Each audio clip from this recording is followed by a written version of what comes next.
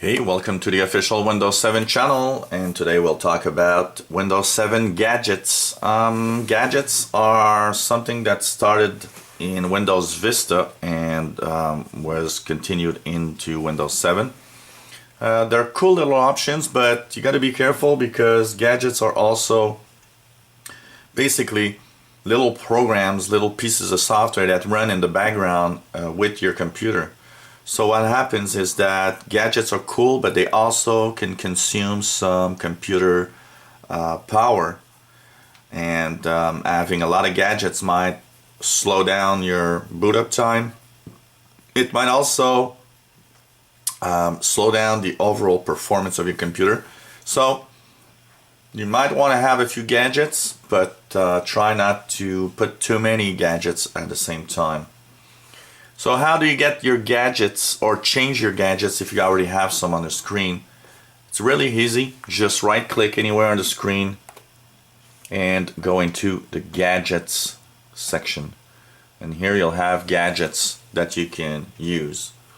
One thing that the two gadgets that I install most of the time on computers in my clients' homes is basically the clock.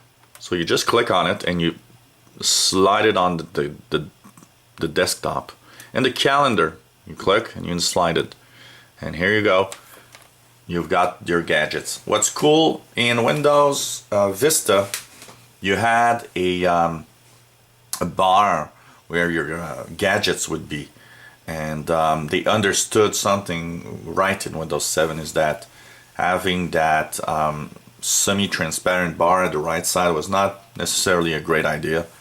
So it's pretty cool because in Windows 7 you just take your gadgets and put them wherever you want on your screen. You're not, controlled by kind of a little panel where you need to put your gadgets on so that they work. So it's pretty cool, and depending on what you want to do, well, you've got your gadgets that are right there: a calendar, clock, a CPU meter. You have your currency. If you buy a lot of stuff on the internet in different countries, for example, you can actually really get almost to the minute currency status, exchange rates, feed lines for your RSS feed. There's a picture puzzle, slideshow. This is a little slideshow of your own pictures. There's a weather gadget, and there's a Windows Media gadget, and there's a lot of gadgets that can be added. Companies actually created a lot of gadgets for Windows 7, and you can go on the bottom right and click and go on the web where you'll have the Microsoft Desktop Gadgets website. But as you see here, as of April 2013, they're not really supporting gadgets anymore. So basically the other gadgets you'll find is on the internet. You can actually Google Windows 7 gadgets and see where you can find other gadgets if you need anything else. So it's a cool little thing to have, especially like I said, what's really cool, having a clock, a big clock, having a calendar. I think these are two of the very, very nice features. Some people like to have the weather. The weather gadget in Windows is okay. It's not the best that I've seen though, because it's not always very accurate about what's the weather like really in real time. But hey, I'm sure if you go onto different websites, for example, here we have the Weather Channel in Canada, and I know they have a gadget that you can actually download and display in Windows 7, for example. So this is how to get gadgets. If you want to remove a gadget or see its options, first of all, always notice that when you put your pointer, your mouse pointer on a gadget, it displays a little information panel right next to it, so you can